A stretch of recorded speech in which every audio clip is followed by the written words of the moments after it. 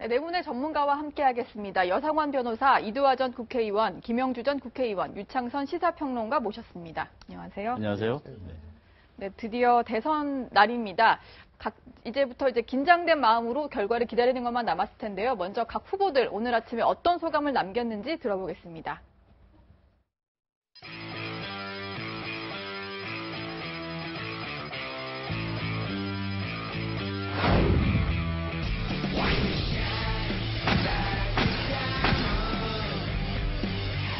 선거가 끝나면 이제부터 우리는 다시 하나라고 생각합니다. 저부터도 함께 경쟁했던 다른 후보들, 또 다른 정당들 껴안고 서로 협력하는 정치할 수 있도록 그렇게 노력을 하겠습니다. 한 달 동안 내 모든 것을 걸고 국민 앞에 모두를 공개하고 심판을 받도록 했습니다. 모든 걸 털어놓고 국민들의 심판을 기다리기로 했으니까 후회 없는 대선이었습니다. 고맙습니다. 굉장히 많은 납할 것이 정말 잘할 자신이 있습니다.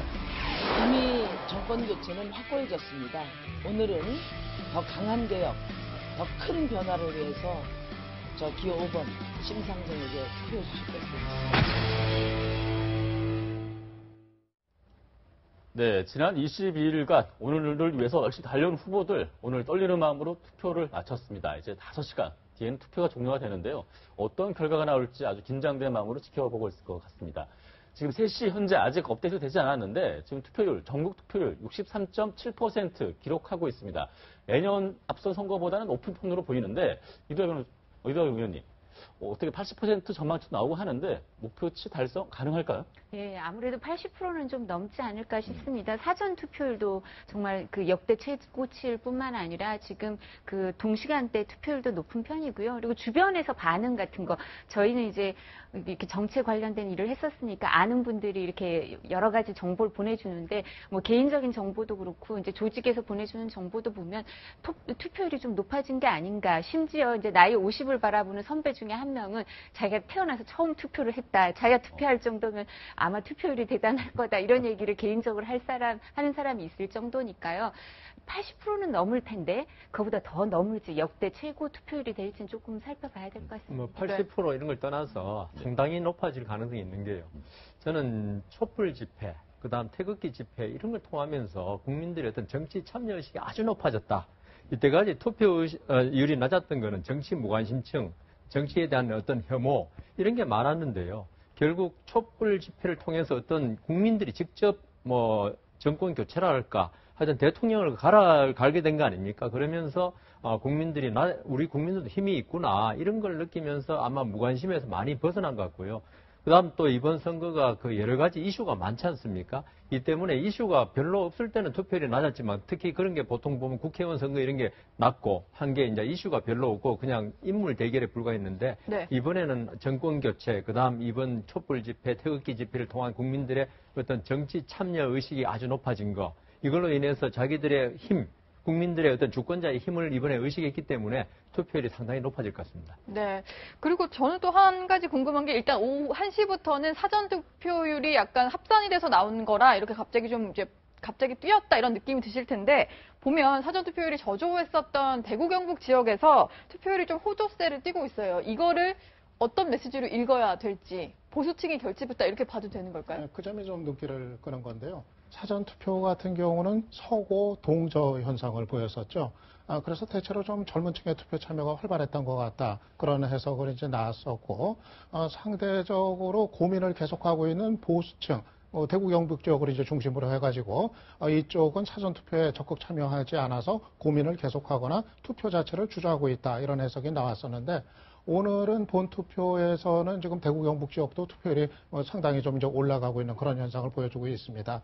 아마 그 대구 경북 지역을 중심으로 한 보수층이 아마 어제 정도까지 계속 고민하다가 각자 이렇게 이제 판단을 내리고 뭐 투표에 이제 나서는 모습인데 전체적으로 보면 이렇게 보면 세대별로 봤을 때 젊은 층 또는 고령층 또는 진보 보수층 뭐 더 골고루 적극적으로 투표에 이제 참여하고 있는 거로 그렇게 판단이 됩니다.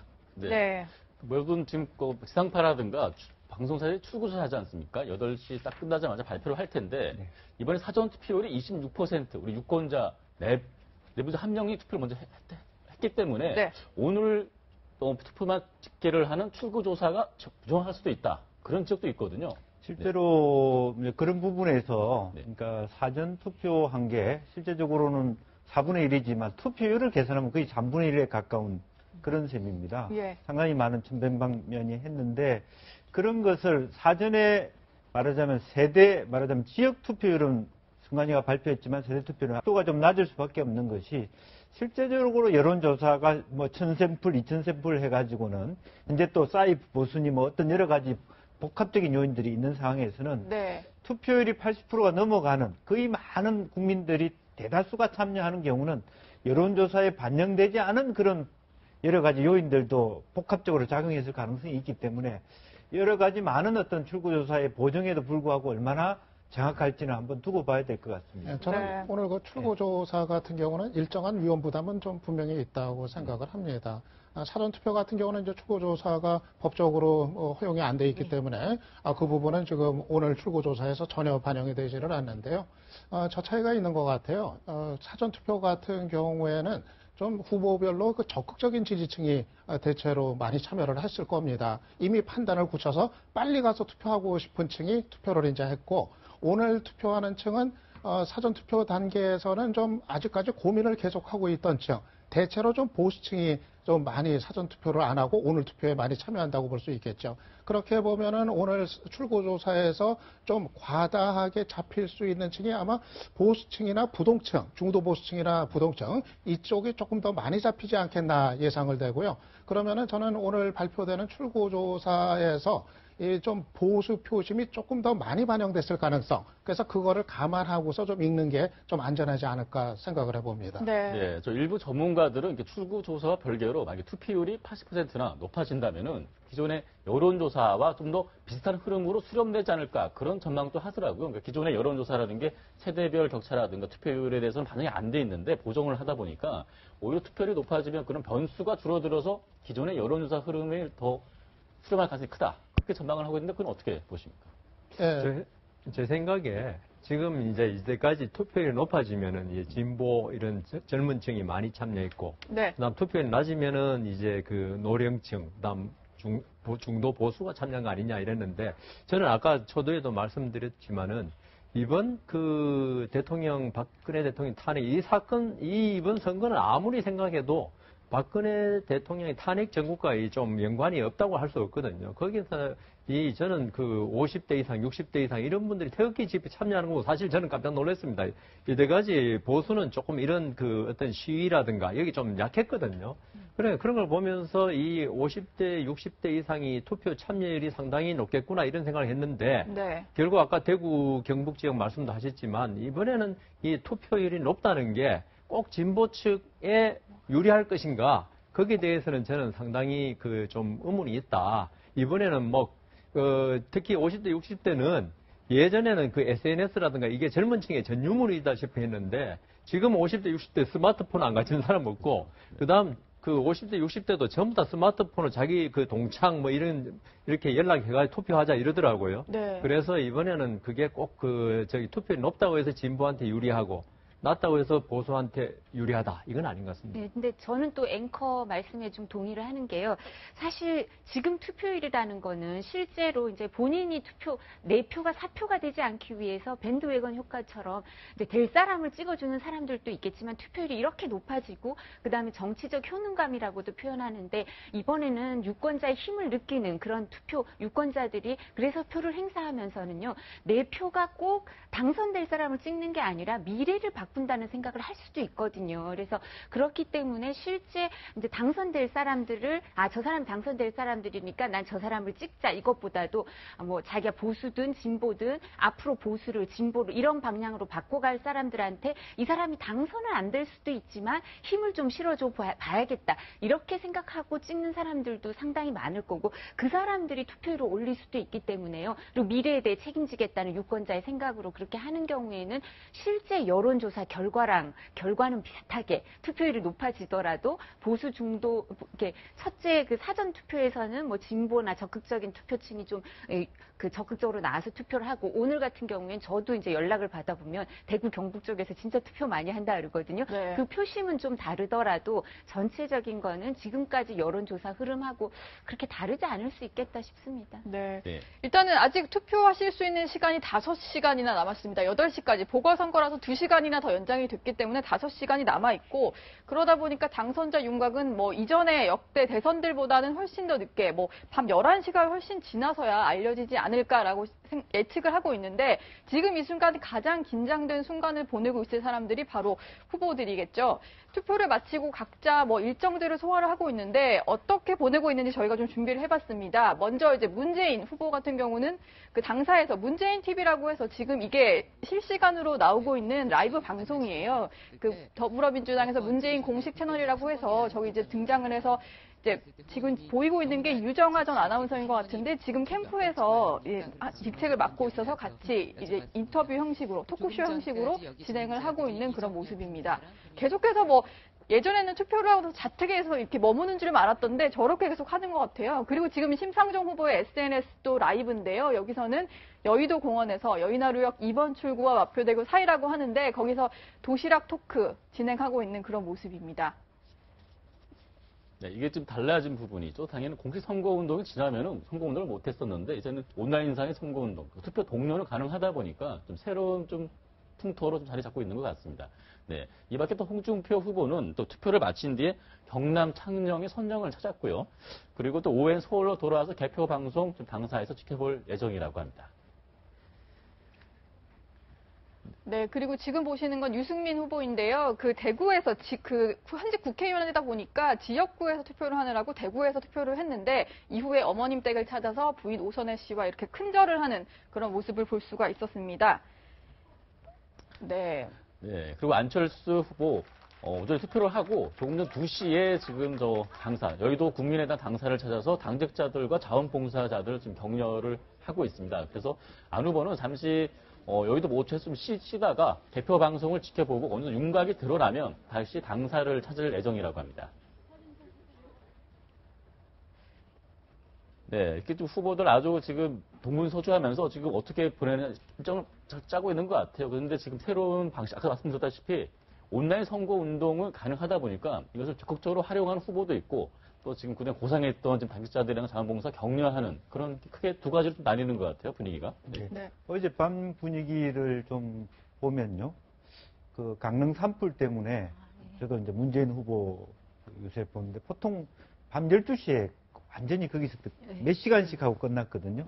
실제 어제 7시에 무대에 올라서 8시에 끝났습니다, 사실은. 굉장히 짧게 행사를 했고, 대충 후보들이 그렇게 길게 마지막 날을 유세를 길게 갖지 않았기 때문에 오늘 활동할 수 있는 여지가 조금 더 있었던 것 같고요, 사실은. 조금 일찍, 과거와는 전혀 다른 분위기죠. 네. 과거의 대선 분위기면 사실 강화문인 강화문, 뭐 대한문인 대한문에서 밤 12시에 거기서 끝났거든요. 그리고 뭐 시가 행진까지 했었습니다. 그런데 이번에는 특히 강릉 산불이라든지 여러 가지 분위기가 조심스럽다는 그런 측면에서 굉장히 간소하게 마무리하는 것도 새로운 풍경이었고, 그렇기 때문에 이제 오늘 그런 여력들이 좀 있는 거 아닌가, 후보자들이. 사실은 보통 같으면은 뭐 어제 저녁으로 모든 게 다 끝났어야 될 일정들이 오늘까지 연장되고 있다는 그래서 거죠. 제가 김 의원님 말씀대로 여력이 있는 게 아니고 여력이 없더라도 오늘 끝까지 해야죠. 예. 후보로서는 진짜 아까 말씀대로 오늘이 가장 긴장되고 원래 긴장하면 사람이 힘이 더 나는 법입니다. 힘이 없어지는 사람도 있지만은 지금 후보들이야 진짜 우리 속된 말 전목대님까지 다 꺼내가지고 그 투표 활동을 해야 되기 때문에 네. 지금 온라인 상에서라도 최선을 다하고 있는 게 지난 선거와 달리 좀 다른 모습으로 비치죠. 네, 선거법이 개정이 되면서 좀 유연해지긴 했습니다. 온라인 선거가 허용이 됐는데 그래서 조심할 부분이 있다. 후보들 입장에서도 본인에 대한 지지, 특정 기호라든가 요소를 한다거나 또 반대편 후보에 대해서 낙선을 대한 언급을 하면은 또 선거법 위반이 되는데, 그러니까 지금 남은 온라인 선거를 하는 것도 좀 조심스럽기도 해요. 조심스럽죠. 네. 네. 또 유권자 입장에서도 뭐 이렇게 자기 나름대로 인증샷은 되는데도 투표장 안에서 사진 찍으면 안 되고, 이거 상당히 좀 쉽지 않습니다. 제일 국회에서 보면은 국회의 어떤 선거법이라든지 법을 어기는 제일 많은 분들이 검사 출신, 판사 출신 분들입니다. 내가 법을 제일 잘한다. 그런데 선거법은 매년 바뀌거든요. 바뀌어요, 네. 매번 선거 때마다 바뀝니다. 그렇기 때문에 더 유념을 할 필요가 있습니다. 방송도 많이 달라졌더라고요. 네. 제가 오늘 방송 다니면서 듣는 얘기가 2012년 대선 때하고는 지금 기준이 전혀 다르다. 그래서 기억을 해보니까 2012년 대선 그 선거일 당일만 하더라도 방송에서 앉아가지고들 뭐 오늘 누가 유리할 것 같냐 불리할 것 같냐 이거 가지고 토론하고 막 그랬거든요. 근데 이번에는 그런 거 얘기하면 절대 안 되게 지금 아주 기준이 달라져 있다고 해가지고 오늘 그 방송도 보면은 아주 말조심들 대단히 하는 것 같더라고요. 좀 전에 김 전 의원님께서 말씀하신 것처럼 선거법은 사실 이렇게 계속 바뀌거든요. 그렇기 때문에 업데이트가 돼야 되니까 이제 대검의 공안기획관들이 이제 저희 또래들이 보통 지금 하고 있는데요.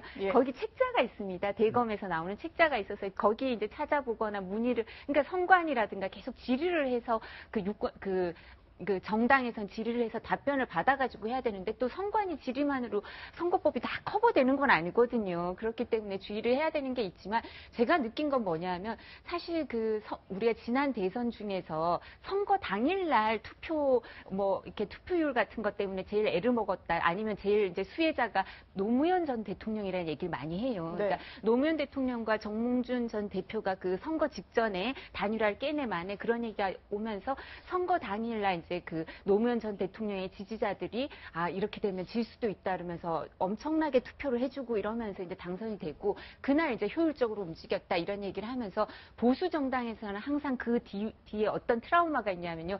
우리는 선거 당일날 이게 어떻게 조직적으로 움직여야 될지 고민을 많이 했었는데요. 그래서 아마 이제 온라인 그 투표 동료, 그러니까 누구를 찍으러 가라가 아니라 투표를 하십시오라는 건 이제 풀린 거 아니겠습니까? 근데 이와 관련해서도 제가 보니까 지금 그 리포트를 보니까 보수 정당에서는 아직 적응을 좀 잘 못하는 것 같고 진보 정당에서는 적응을 잘해서 문재인 후보는 그 뭐 SNS에서 지금 라이브로 저것도 하고 투표 동료도 하고 심상정 후보도 계속 투표 동료 한다는 거 아니겠습니까? 근데 보수 정당 후보들은 그냥 이렇게 옛날에 하던 식으로 선영 참배 뭐 내지는 어머님께 효도 그래서 투표 동료를 좀 더 해야 될 것 같은데요. 그런 차원이 아니고요. 진보 보수 차원이 아니고 지금 보수 정당이 둘로 갈려져 있기 때문에 당내에서 이렇게 체제를 많이 갖기가 쉽지 않습니다. 그래서 그런 거 아니겠습니까?